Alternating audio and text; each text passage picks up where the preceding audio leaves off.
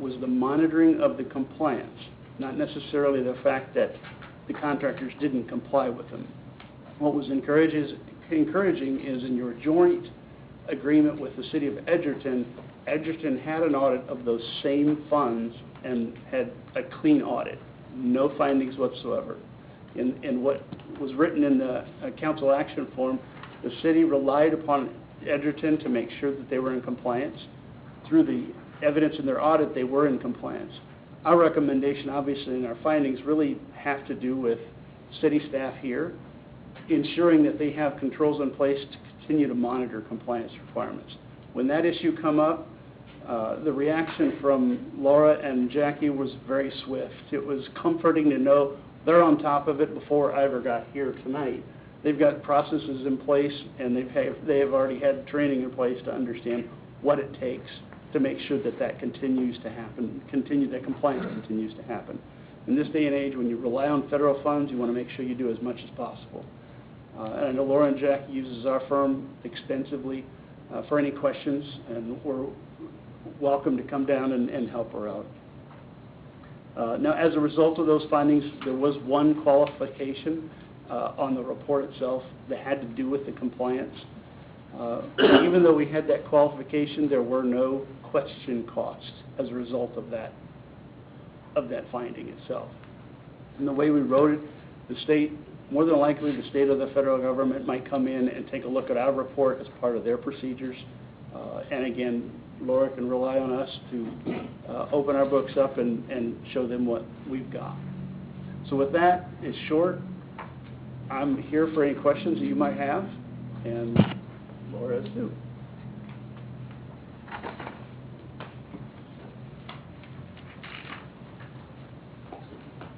So I've sufficiently confused all of you. That's good. Short, sweet, and to the point. That's right. Thank you. Thank you very much. I do want to reiterate, Jackie did a great job working those deficiencies down every year. You remember there's been several, and then it went down, and we were saying, well, we're making progress on the ones that are left, and now there's 0. And I just want to make sure she's not here tonight, but I want to make sure you recognize that good work from her. Absolutely. Thank you. All right, thanks. All right.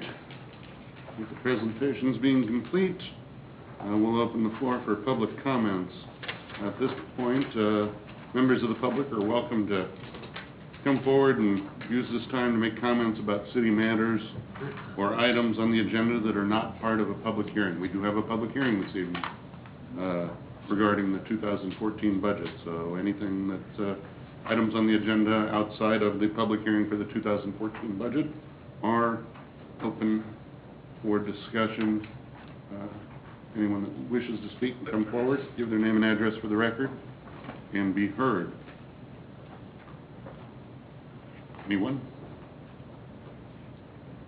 That being the case, we'll move to the consent agenda. Is there a council member that would like to remove an item from the consent agenda? Number 1, please. Councilmember Podovich wishes to remove item number 1. How would council like to proceed with consent agenda items 2, 3, and 4? I move we approve consent agenda items 2, 3, and 4. Second.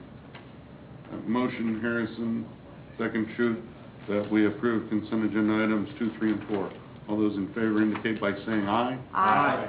All those opposed? Motion carries. Consent agenda item number 1. Larry. On the page that starts, I guess it's paragraph 3, it's the next page, Ms. Burley introduced Gardner Police Officer Robert Huff. Then I would say at the bottom, Officer Huff indicated that one 60,000-pound truck does the same road wear as 9,600 passenger cars, although it accounts for only 30 passenger cars worth of weight. I believe that's what he said, but I might be wrong on the 30 versus the 20 cars worth of weight. It's a pretty significant statement in the slide, so it really ought to, I think, be there. And then, Any questions from the council members about Councilman Podovich's addition?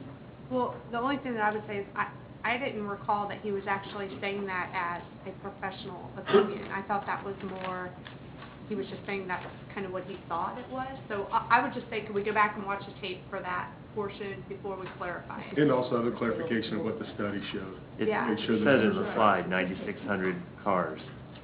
Okay. And then as long as you're doing that, then on the page that says, Officer Huff cautioned the city that the city has to be careful, it's really the same discussion. But I would just write underneath the part where it says, Mr. Fodovich added that there are currently 250 truck trips a day.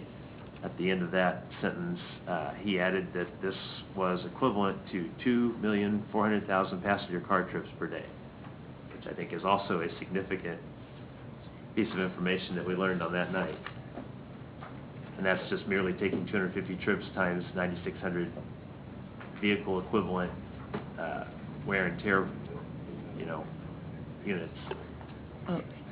Actually, I think I'd kind of like to see us go back and look at the previous meeting's video, review the documents that were presented by the officer. And actually, can we bring it back as a proposed corrected item on the next consent agenda? Yes, if you would just get a motion to table. All right. I move that we table consent agenda item number 1 as part of new business, the standing approval of new minutes as written for the meeting on July 1st, 2013. Second. However, I still have one more change. On the page that starts, the page after paragraph 6, What page is that? well, there's no pages at the bottom. At the so- top, 21370, what page? Okay, 75. 70 what? 76. Well, 76, we're a little past midpoint on the page. Mr. Fodovich asked what the importance of community development is for a public employee. I think I said economic development. Just, Okay. I believe you're correct there. So I believe the motion was, Freeman, that we table the item for inclusion in future consent agendas if corrected. Second, Harrison, is that correct? All those in favor indicate by saying aye. Aye. All those opposed, motion carries. New business item number 1, we've got a public hearing on the 2014 budget.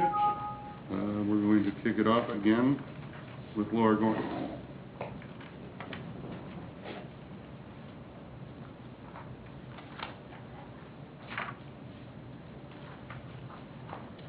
Okay.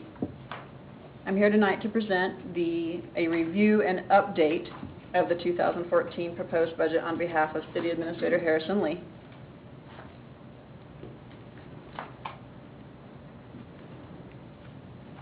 I know you've seen this before, but there are members in the audience or perhaps on video that have not heard it, so let's review it quickly.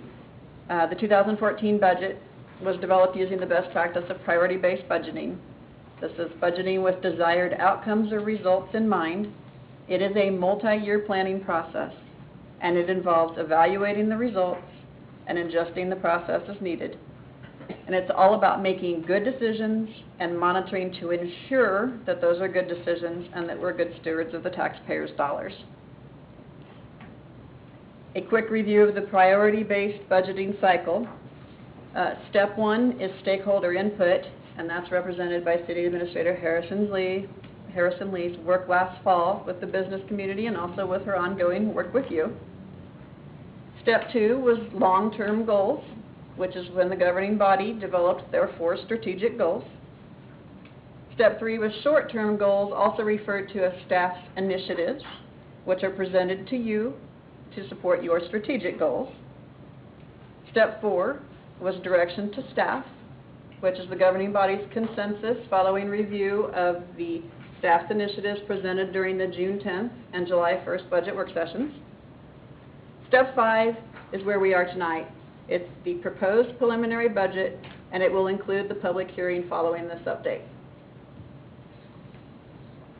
As a reminder, and for our audience, these are the strategic goals that the governing body is using to guide its vision for the city. to promote economic development